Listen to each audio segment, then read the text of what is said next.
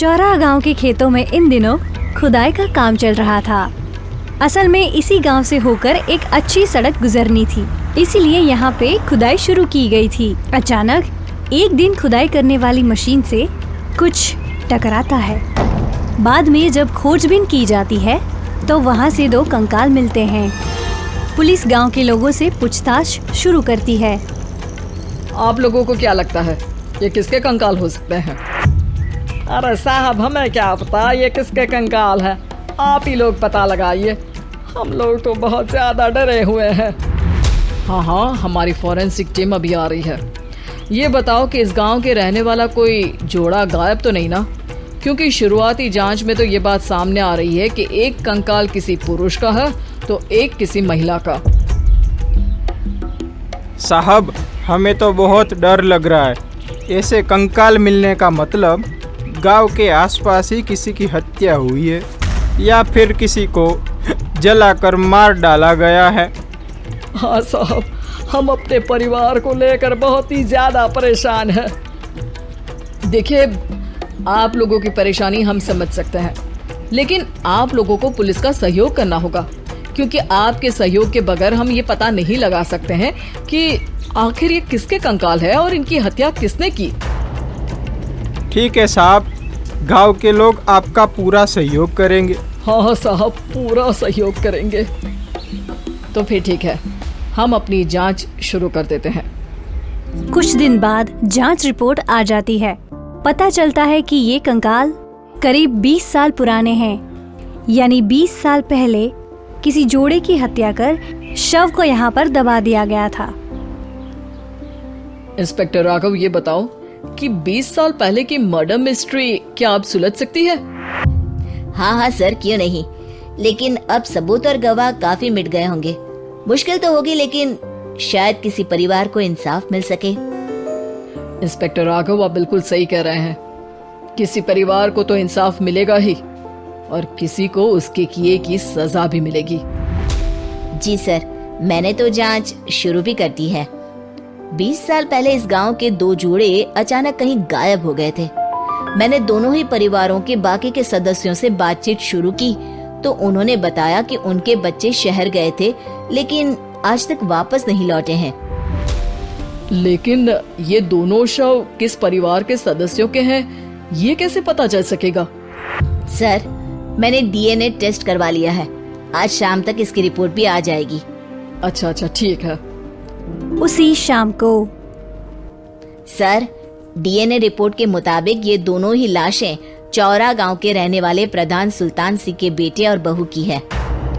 लेकिन इनकी हत्याएं किसने की है, ये कैसे पता लगेगा? इसी का तो पता लगाने की कोशिश में जुटा हूँ सर। आज सुल्तान सिंह से मिलने भी जा रहा हूँ। मेरा बेटा और मेरी बहू तो मेरे लिए सिर्फ यादों में ही रह गए थे। हमें उनकी लाशों तक नहीं मिल सकी थी। आज 20 साल बाद उनके कंकाल मिले हैं। मैं अब किसके लिए जीऊं?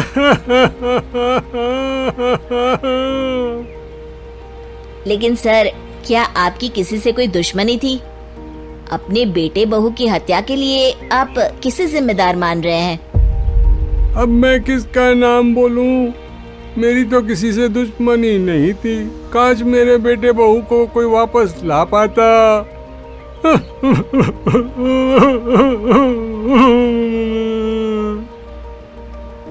इसके बाद सुल्तान सिंह फूट फूट कर रोना शुरू कर देते हैं। सर, अब आप इनका अंतिम संस्कार करवा सकते हैं। कम से कम इनका शरीर ना सही, इनका कंकाल तो आपको मिला है। लेकिन हाँ, अगर आपको कुछ भी याद आए तो जरूर बताइएगा। मेरी तो बेटा अब उम्र हो गई है, लेकिन मेरे बेटे और बहू के हथियारों का जरूर पता लगाइएगा, क्योंकि जब तक हथियारे पकड़े नहीं जाएंगे तब तक मेरा मन नहीं मानेगा। सर, हमारी पूरी कोशिश रहेगी हत्यारे को पकड़ने की। लेकिन एक बात बताइए, उस वक्त आपको किस पर शक गया था? उस वक्त मेरे एक ड्राइवर को पकड़ा गया था, लेकिन सबूतों के अभाव में उसे छोड़ दिया गया था। अच्छा, और ड्राइवर पर कैसे शक हुआ था? क्योंकि उस दिन ड्राइवर छुट्टी पर था। उस समय लेकिन लाश क्यों नहीं मिल सकी थी? उस वक्त पुलिस ने बहुत कोशिश की थी, लेकिन दोनों की डेड बॉडी नहीं मिल सकी थी। ठीक है, हमारी तफ्तीश चल रही है, मैं फिर आऊंगा। इसके बाद इंस्पेक्टर वहां से चला जाता है और सुल्तान सिंह अपने बेटे और बहू की याद में खो जाते हैं। कुछ दिन बाद सुल्तान सर, एक बात बताइए, जब आपके बेटे बहू की हत्या हुई थी, उसी के आसपास आपके ही गांव का रहने वाला एक और जोड़ा उसी वक्त गायब हो गया था ना? हाँ सर, अलका और अभिषेक, वो भी मेरे बच्चों जैसे ही थे। तो फिर वो कहाँ है?